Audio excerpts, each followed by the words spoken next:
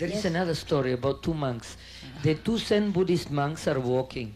And what happened is that one of the monks saw a woman. Oh, yeah. And the woman had a child and she was ready to cross a river, but she was scared that she would not be able to cross it.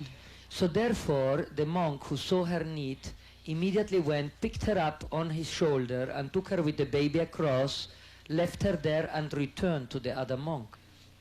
Now, this other monk, as they're Zen Buddhists, they talk very little. After 2 hours, he asked him, how did you dare to touch the body of a woman? Hold it even. And hold it. Across. And take her across. So then 2 hours later, the other one answers, I took her across and left her there, but you are still carrying her. Still carrying her up to here, yeah. Attachment. The inside precept and the outside precept. The saints, the masters, they do things without attaching to things. They just do what they have to do. But other people, they do because of their habits and their desires force them to do. Even though the outside appearance looked the same. There was one master in China, he was so famous and the king loved him so much that he bestowed about 13 wives for that master. That was the habit with the kings, to bestow beautiful women to somebody they in favor. Yeah, and if you don't accept the favor of the king, then you will accept the execution. So accept the gallows. So the master, of course, accepted the woman. And then all the disciples were excited. All the male disciples, of course, say, Master, if you could have 13 wives, at least we could have one. Y entonces le dijeron, Two. mire maestro, We si could usted have 2 puede or tener 3. 35... So the master took a handful of pin and swallowed it. And said, if you could do the same, you could have even 30. Yep. All the disciples showed their tongue and so that. But of course there was two extreme of the master. He didn't need to do that, to show off his magic. He could use logic is enough. Yes, there is the difference between people. Not only masters and disciples. Therefore, I have taught you to be frugal, and not to be greedy and exceeding your share. Yes, not to spend more than you have. When it's necessary, we take, we use. When it's not, try not to. Otherwise, we might be in trouble. Sometimes we might get sick. Incurable disease. Yeah, I knew one person who practiced, and he always tried to live on somebody else's, and he has always diarrhea. The impure offering. Sometimes we take presents from other people which is impure. It also affects us. Sometimes we don't even know that affect us.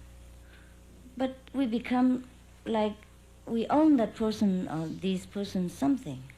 We just feel like we are bound to them and we don't know why we couldn't get away. And sometimes like that, just because we take their presence. There is a story about Guru Nanak, and two people come, a rich and a poor man, to give him the money. And he accepted the money of the poor and not the one of the rich. So the rich one got very upset and asked Guru Nanak, why are you not accepting my money when you can do a lot with it? Yes. And then he took 2 chapatis in his hand and he took the one of the rich man and pressed it and blood came out of the hard work of all those people he exploited. And the other one of the poor man, he took that chapati and out of it came milk. Is that why also, Master Charan Singh, for example, and the satsangis, they never accept gifts of the people, like if they know if it's contaminated. And plus, he only accepts for the work, let's say, of the langar, if there is given food to the people, but never personal things. Or for ashram, and some people he never accepts even. He always pays for what he eats. And he always pays for what he eats. From his disciples. He worries about his own personal karma. He's very, very worried. He's worried? Yes, sure. Otherwise he would take. Por eso es que Even from his disciples, he paid. Yeah. He paid for every meal he ate from every house, any house, from his disciples. por Oh, eso from the es house que of the disciple, that I didn't know. Probably his merit was not great enough, and he knows it.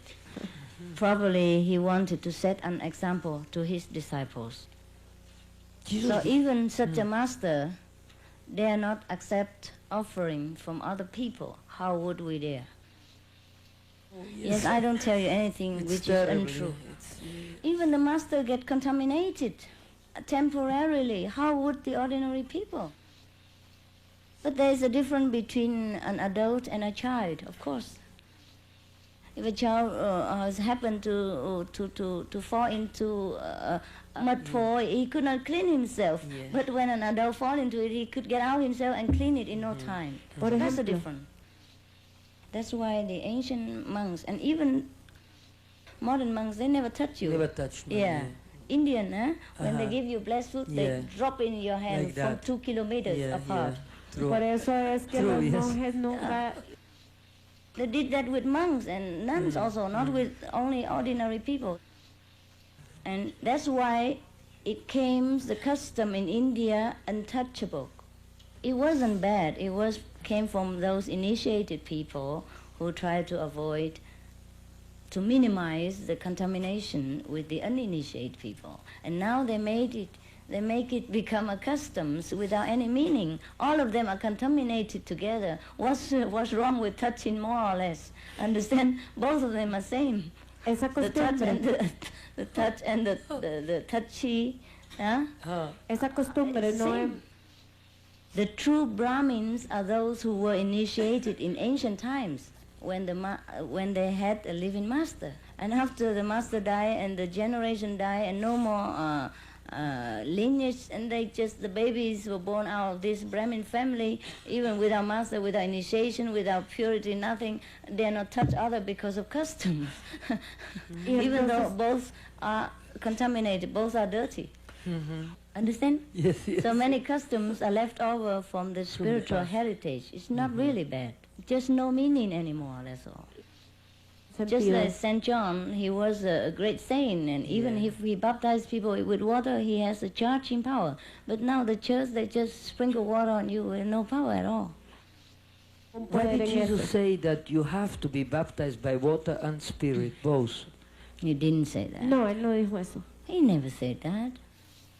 Water When and he spirit. was baptized, and John said, "No, why you baptized by me, Master? You are above me." And Jesus said, "Oh, let the law be done. I mean, No. let it be now normally. I baptize with water, Water. but the one who came after me is mightier than I am, Yeah. greater He will than I am. baptize you, I right? will baptize you with this Holy Ghost." I mean, use just inside transmission, you see, the ghost. So in a way he meant only by fire, that the Christian really has to be baptized by fire. That Holy, means, for yeah, example, fire and the Holy Ghost. That so means if you- light. that's the lie. Yeah, fire. No, And el what que dijo about eso no speaking fue the Cristo, tongues? fue San Yes, they speaking in the tongue. The Holy Ghost will speak in the tongue, you see? Speak inside. Lo que estaba Sound. diciendo